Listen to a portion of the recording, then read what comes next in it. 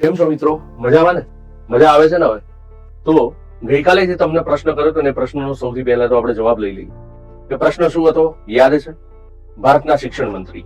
ભારતના શિક્ષણ મંત્રીએ તમને પ્રશ્ન કર્યો તો આપણે પ્રશ્નનો જવાબ તમે બધાએ લખ્યો છે, સાચો જ છે. ઓળખો કોણ છે? તો ધર્મેન્દ્ર પ્રધાન સાહેબ. તો ધર્મેન્દ્ર પ્રધાન સાહેબ. હવે આપણે જે આજે વાત કરવાના છીએ એ વાત છે શેની ખબર છે?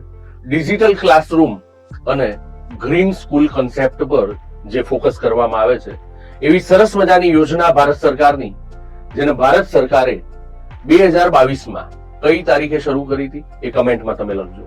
એક સરસ મજાનો દિવસ આ તમારા ફીલ્ડ સાથે સંકળાયેલો છે અને એ યોજના એટલે પીએમ શ્રી યોજના, પ્રધાનમંત્રી સ્કૂલ ફોર રાઇઝિંગ ઇન્ડિયા. તો આ પ્રધાનમંત્રી સ્કૂલ ફોર રાઇઝિંગ ઇન્ડિયાની વાત છે મિત્રો.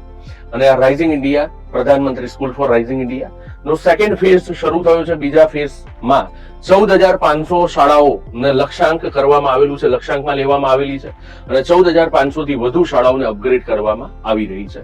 સૌથી પહેલા અગત્યનું આ છે તમારા માટે પીએમ શ્રીનું પૂરું નામ, prime minister school for rising India યોજના હેઠળ દેશભરની 14,500 થી વધુ શાળાઓને અપગ્રેડ કરવામાં આવશે.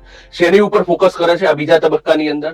તો સ્માર્ટ ક્લાસરૂમ, વાત કરીએ છીએ આપણે સ્માર્ટ ક્લાસરૂમ અને ગ્રીન સ્કૂલ કોન્સેપ્ટ પર વધુ ભાર મૂકવામાં આવે છે. એક પ્રશ્ન મેં તમને કીધો હતો હમણાં જ થોડી વાર પહેલા કે એમાં તમારે જવાબ આપવાનો છે કે 2022માં કઈ એ તારીખ કે જે તારીખે આ યોજના જે છે એને શરૂ કરવામાં આવી હતી. અને બીજો આજનો પ્રશ્ન એ પણ આપી દો. ગુજરાત રાજ્યના કેબિનેટ કક્ષાના અને રાજ્ય કક્ષાના શિક્ષણ મંત્રી ગુજરાત રાજ્યના કોણ છે ને એ પણ તમારે મને કહેવાનું છે કે ગુજરાત રાજ્યના શિક્ષણ મંત્રી કોણ છે. કમેન્ટમાં લખજો હા અને શેર કરજો જોરદાર. મળીએ ફરી પાછા. ત્યાં સુધી જય હિન્દ, જય ભારત, જય જય ગરવી ગુજરાત.